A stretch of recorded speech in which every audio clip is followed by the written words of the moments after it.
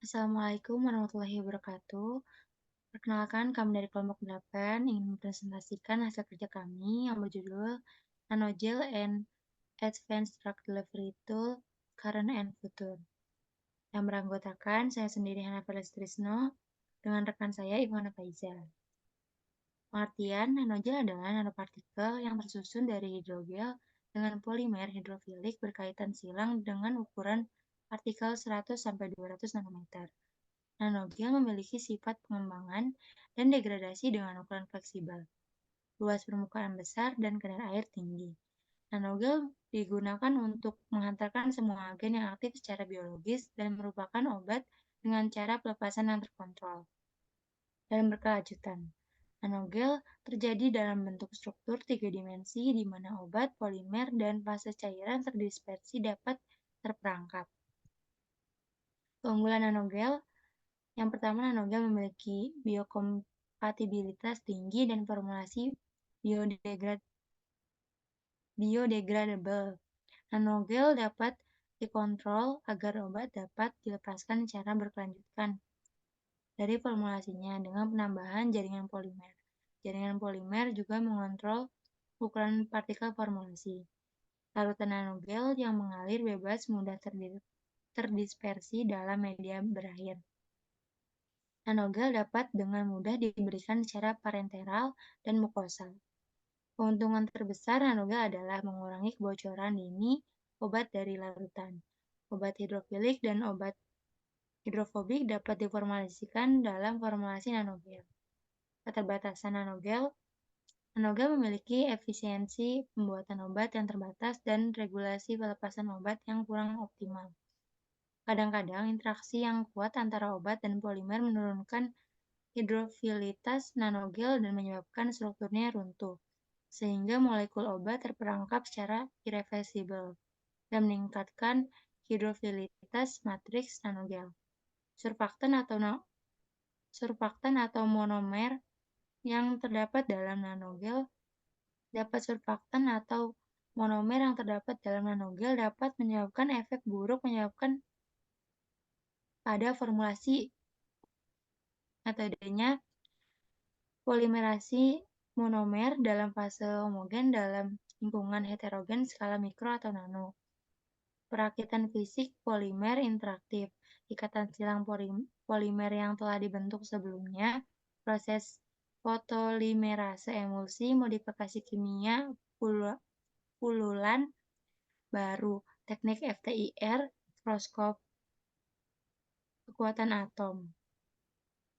Polimerasi monomer dalam fase homogen atau dalam lingkungan heterogen skala mikro atau nano.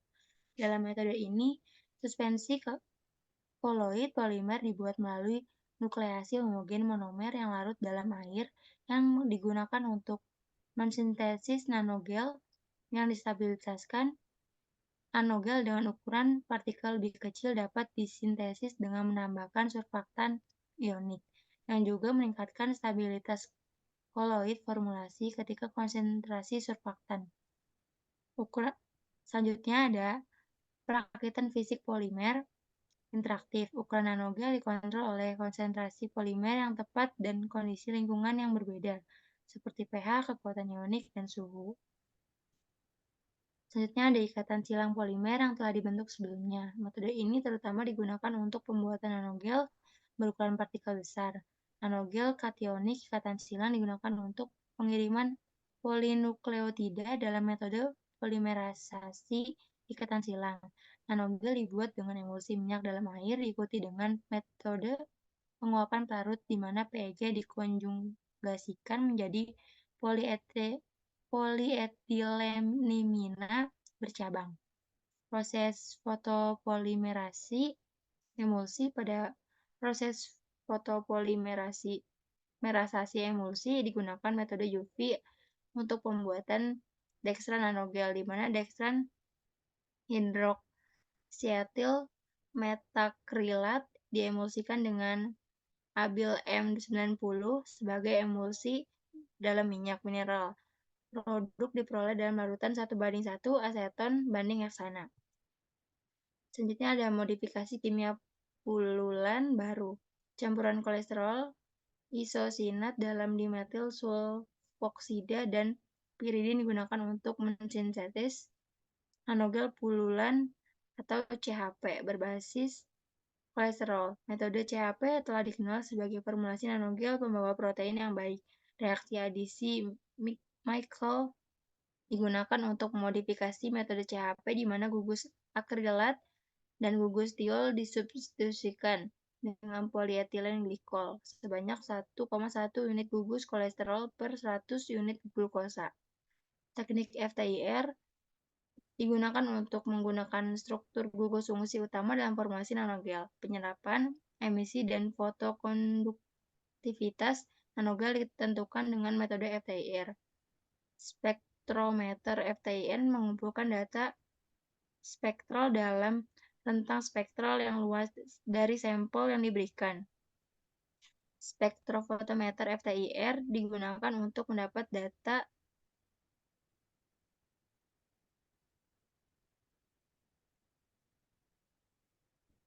spektrum nanohidrogel kopolimer.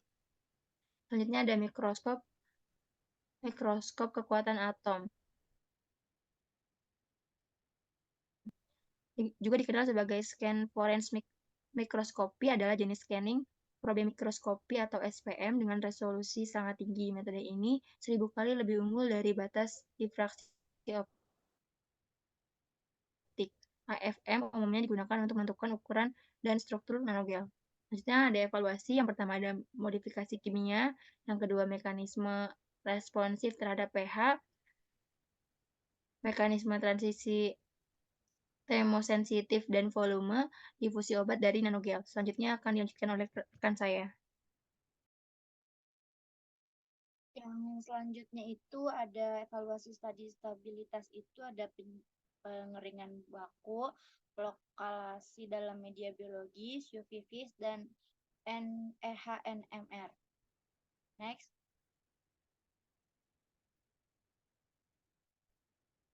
Di sini ada hasil modifikasi kimia polimer yang dimana modifikasi kimia polimer ini mendukung pelepasan obat dari formulasi nanogel, asetilasi konditroin sulfat akan meningkat pelepasan doxorubicin selama 3 minggu pada sel HLA yang akan dapat digunakan dalam pengobatan kanker.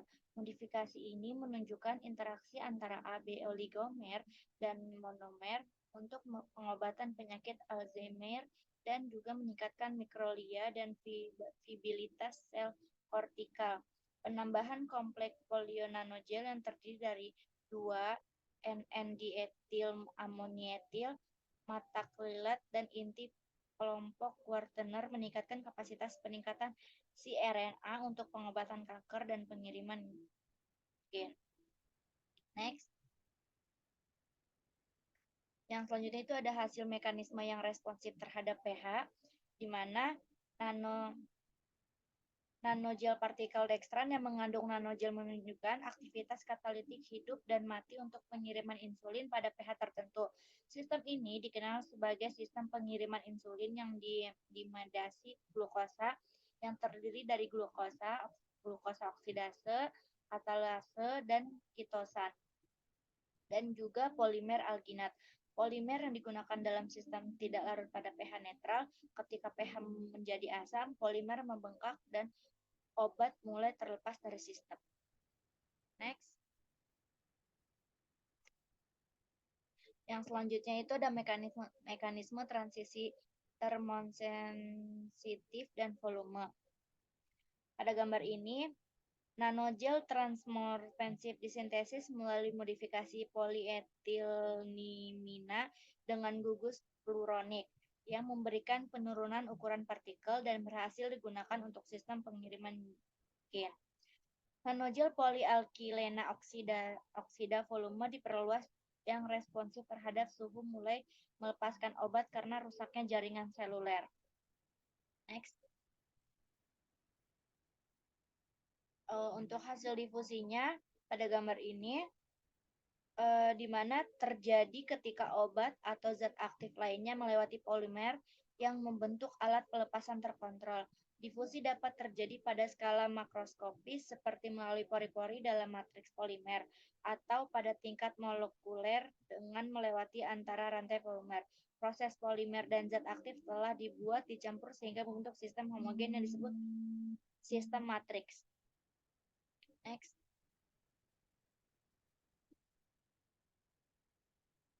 Yang selanjutnya itu studi stabilitas. Studi stabilitas itu nanogel inti kulit yang kompatibel dan termosensitif dilakukan dengan metode pengeringan beku. Dua jenis nanogel, akun nanogel dan G-nanogel dibandingkan kemampuannya untuk bertahan dalam kondisi pengeringan beku. Kedua itu, stabilitas nanogel juga dapat ditentukan dengan metode flakulasi, dispersi berair dari nanogel inti cangkang, akun nanogel, dan G-nanogel. Terjadi pada medium yang berbeda seperti larutan NaCl 1,5 ml, 1% bonafide serum albumin, dan 100% janin bovin serum. Next.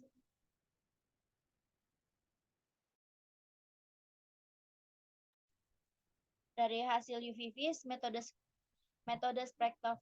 spektroskopi UV-Vis mengacu pada spektroskopi serapan dan spektroskopi reflektansi pada wilayah spektral ultraviolet visible.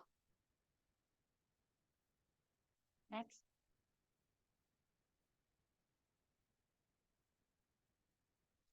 Selanjutnya itu ada hasil HNMR-nya itu. NMR merupakan perubahan struktur polimer, merupakan bagian integral dari respon terhadap suhu, dan dapat diukur dengan teknik karakterisasi struktur yang dikenal sebagai H1NMR.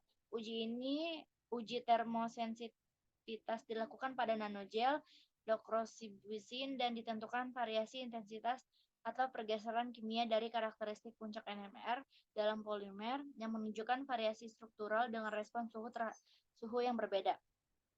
Next.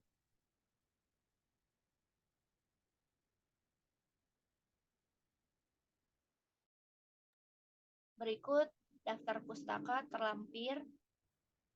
Next. Ini bukti lampiran dari jurnal dan didapatkan Q1 untuk jurnal ini. Next.